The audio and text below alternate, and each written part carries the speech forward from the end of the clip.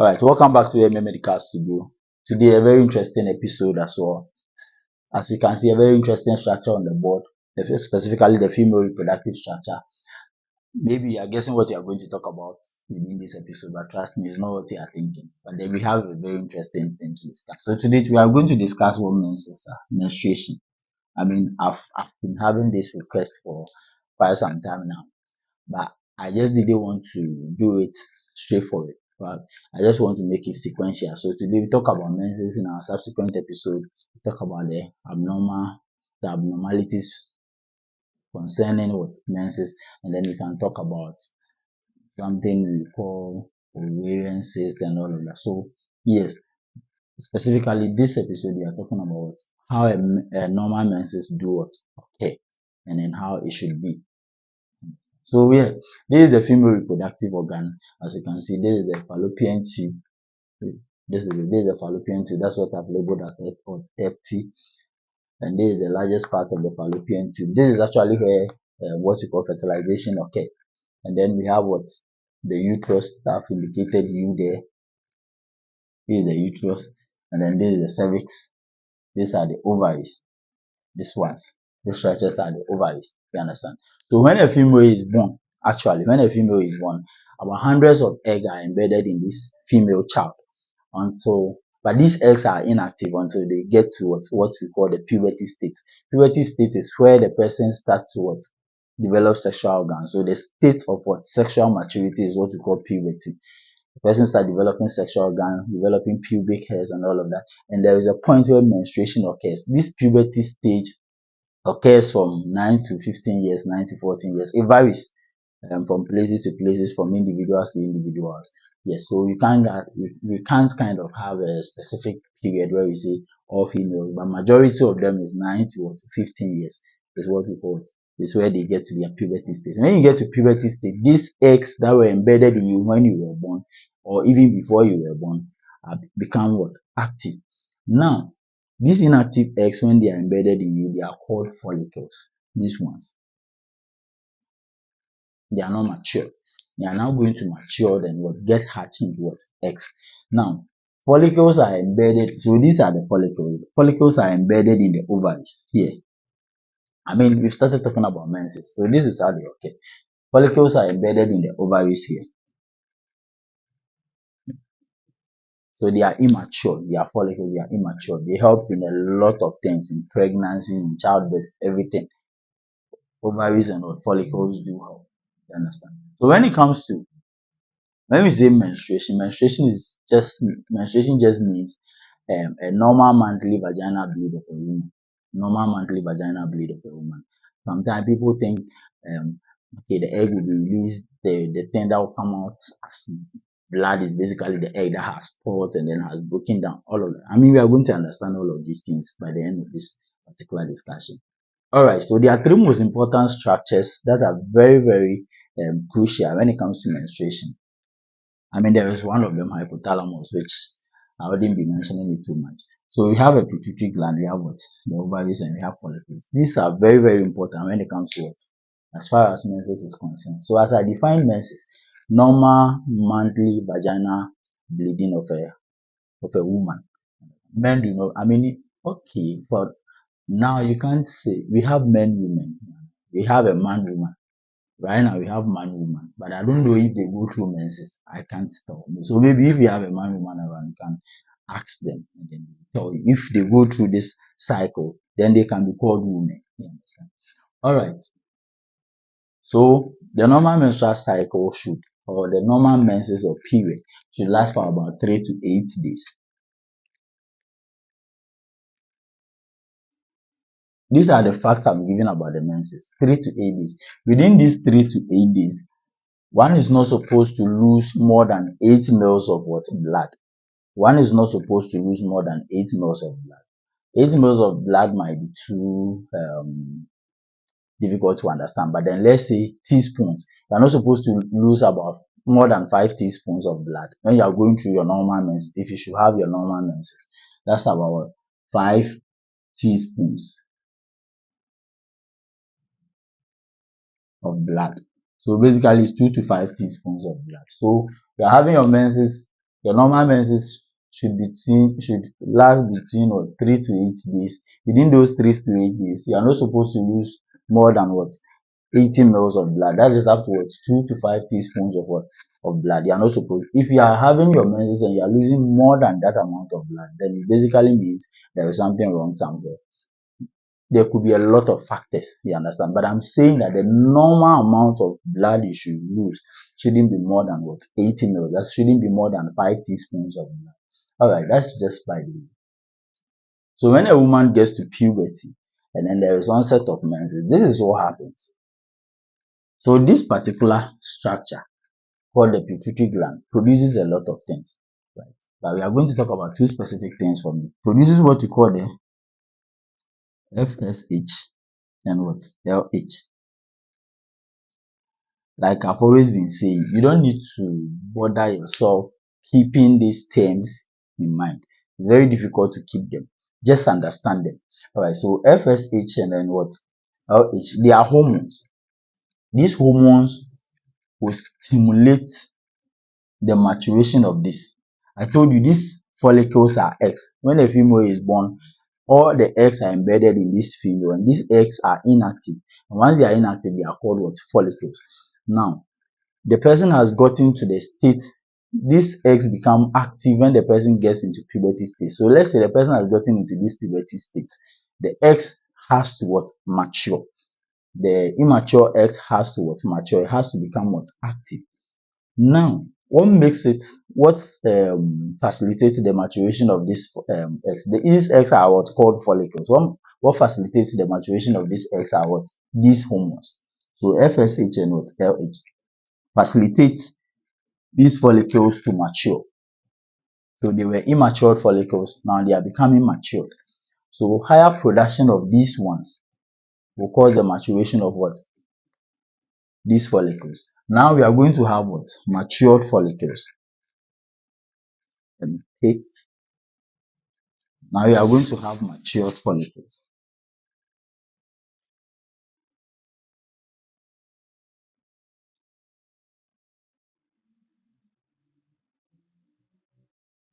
Now we are going to have matured follicles.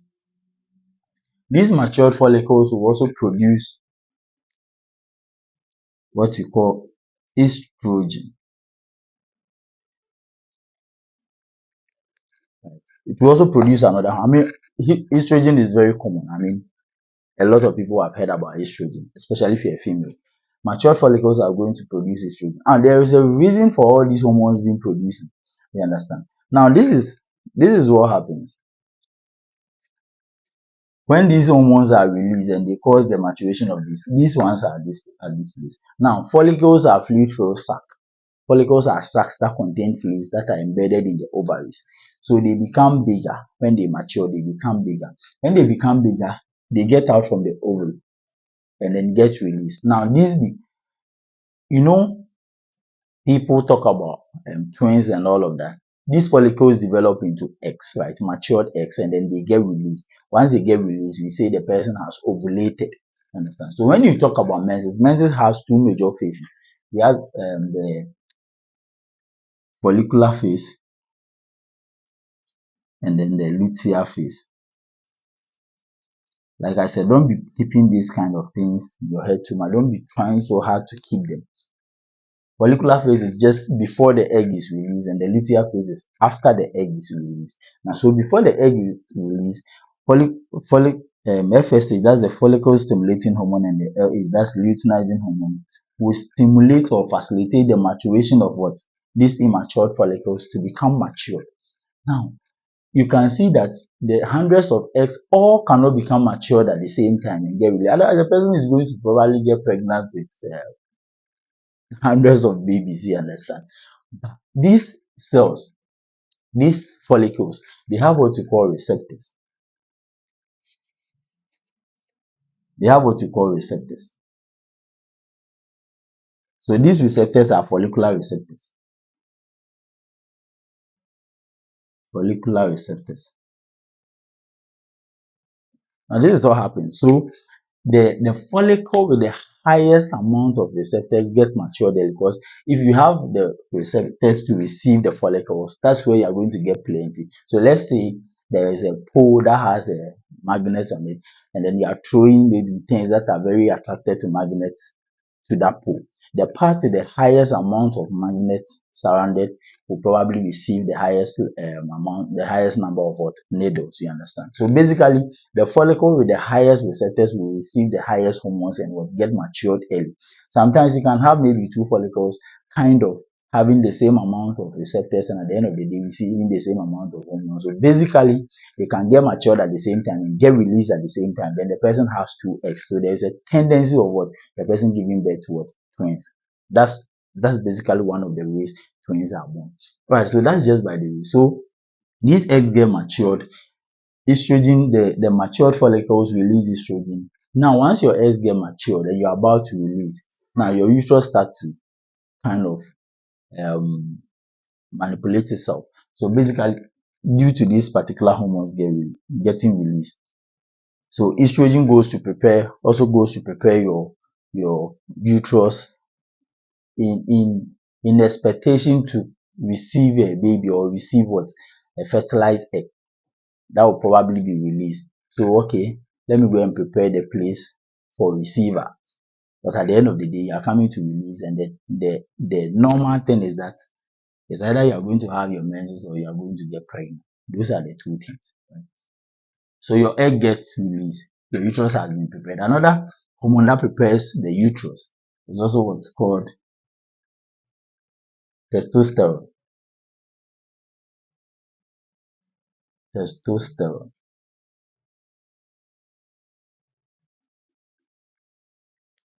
So this testosterone is probably facilitated by the release of luteinizing hormone. Luteinizing hormone also stimulates the release of testosterone from your sex organs to also go and also prepare the uterus for the receiver. So these are estrogen, testosterone, follicle stimulating hormone, all leads to preparation of what the uterus to receive something. That something can be an unfertilized egg or it can be a fertilized egg that will probably come and implant at this site. So yeah, basically, I hope you are following. So basically, that's what is occurring. So that's the follicular phase. When it gets to a point where your follicles are matured, your egg is about to be released and all of that, you see all these hormones producing puts you in a particular state where you have the highest sexual drive. So, I mean, women, if you're a woman and you're watching this, you basically know when you have a highest sexual drive, you understand? That's the state of ovulation. When you are ovulating, that's where you have your highest sexual, and that's the most fertile period in a woman's life. In the state of ovulation, that's the most fertile period. I mean, once the person ovulates, once the egg is released, after 24 hours, if nothing happens, nothing can happen again. You understand? Once the egg is released after 24 hours, if the egg doesn't get attached to something, that is the semen or the sperm, nothing can be done again. So that's the highest form of sexual drive in a woman's life, and it's the most fertile period in a woman's life. The state where the person is ovulating, they can testify to you. You watching can testify to you. You understand? So this is all what happens over there.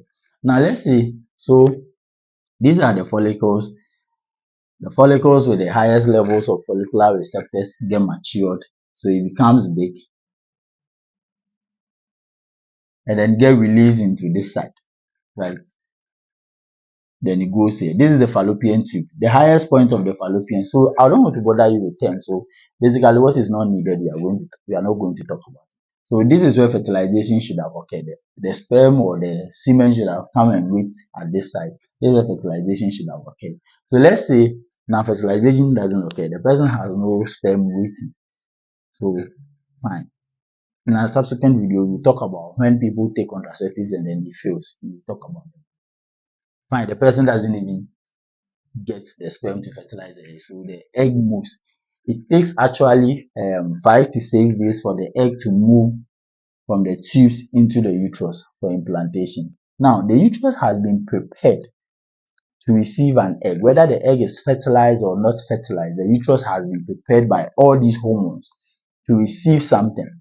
Now, the reason why the uterus get prepared is that it doesn't want to shed off. It doesn't want to break down. I mean, I'm coming to receive something heavy, so I have to build myself. I have to be prepared. I have to be strong to receive it.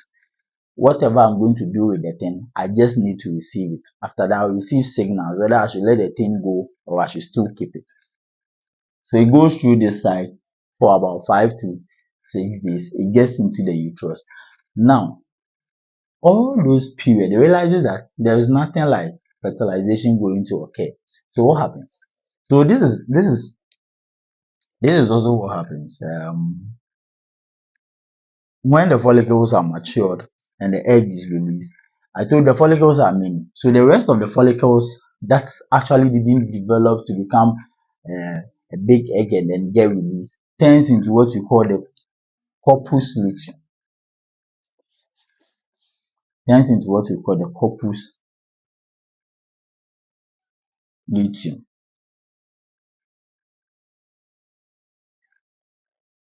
which also releases a lot of hormones to prepare the uterus. So all of these things, like, yes, I mean, the reason why all of these hormones are getting released is basically because it has to prepare the uterus to receive either the fertilized egg or the unfertilized egg. Makes the uterus very strong, especially the inner lining of the uterus very strong. So sometimes people can do pregnancy tests there.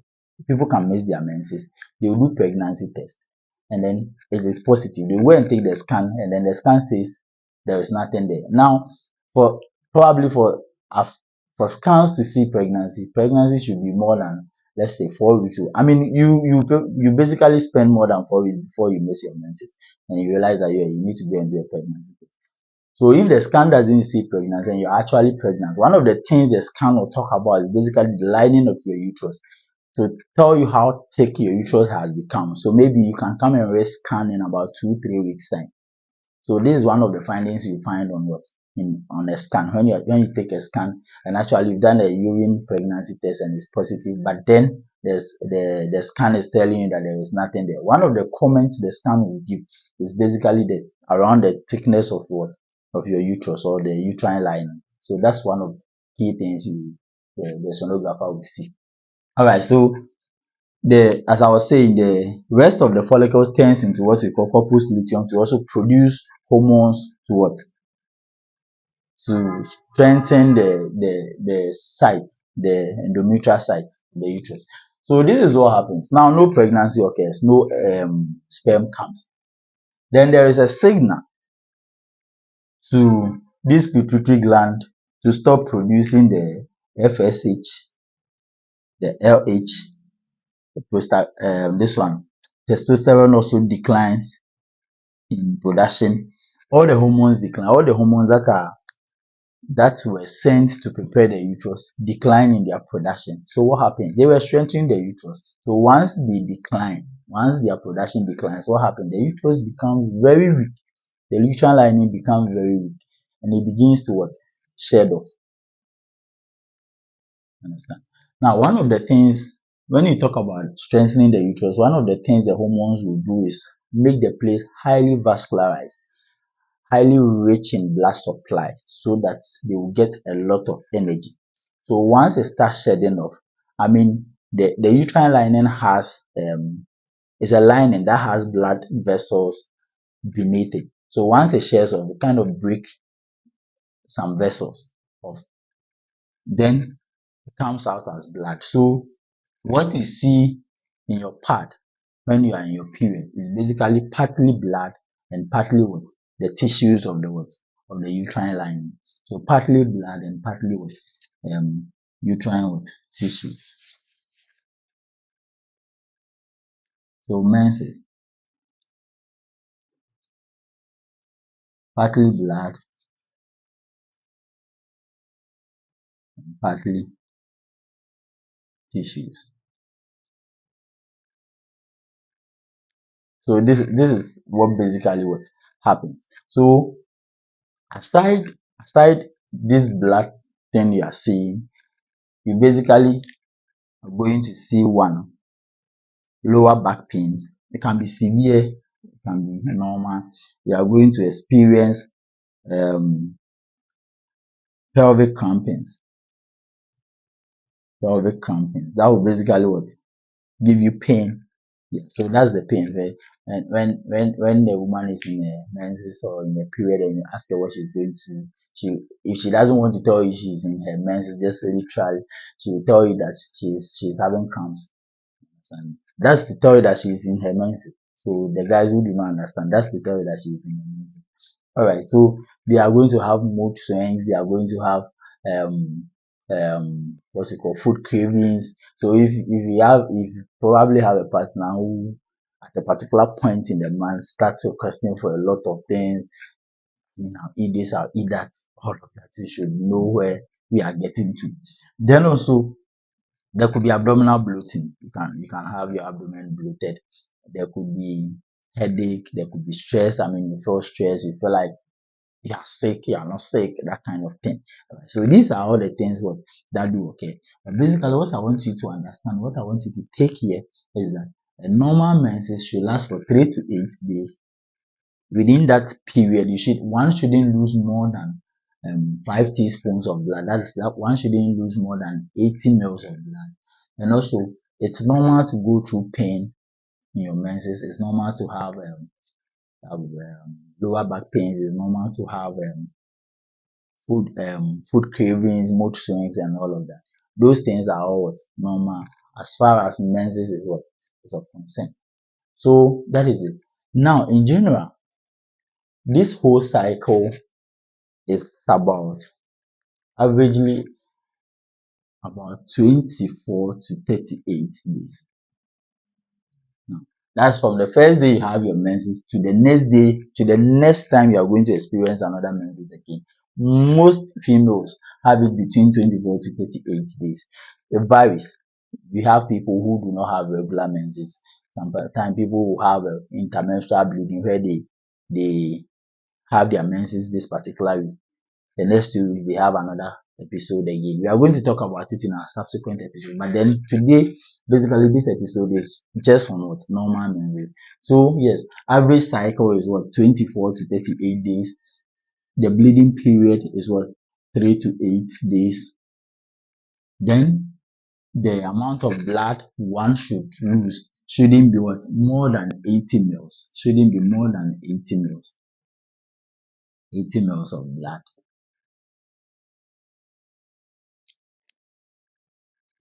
Alright, so I think we've spoken basically about yes, everything. So this is what menstruation is about.